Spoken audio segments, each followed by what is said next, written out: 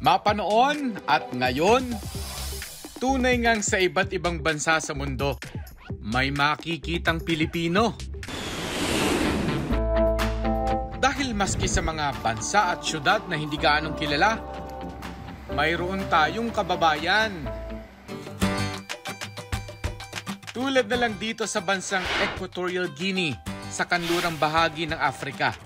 Hola, buenos dias! Mayroong 493 Pilipino ang naandito. Isa na si Roel na isang OFW. Bali dito ako nakatira sa isang probinsya sa Equatorial Guinea. Ang pangalan ay Bata. Ay abajo todo cosas.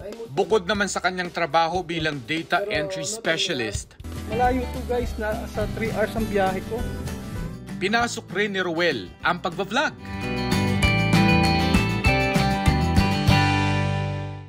Ang ingredients nito yung bigas na giniling. Pero bukod sa paglilibot sa ilang kainan at historical spot sa Bata,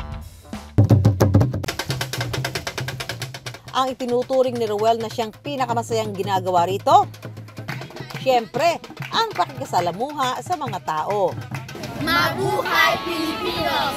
Napakasarap na makipag-usap sa mga lokal dito, lalo na paghapon galing sa trabaho. Kohe! Ang madalas kong ginagawa, bumibili ko ng maraming tinapay. Ang nakakatuwa pa sa kanila kapag nabigyan mo ng mga tinapay ay mga nagsasayawan.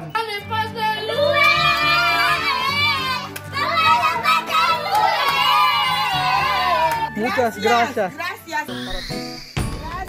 Sa katunayan, naging misyonary ni Roel ang pagtulong sa mga nangangailangan doon. Bilang pasasalamat sa magiliw na pagtanggap sa kanya ng bata bilang isang dayuhan. Buenos dias! Thank you for watching mga kapuso. If you like this video, subscribe now to GMA Public Affairs official YouTube channel. Hit the subscribe button to get our latest updates.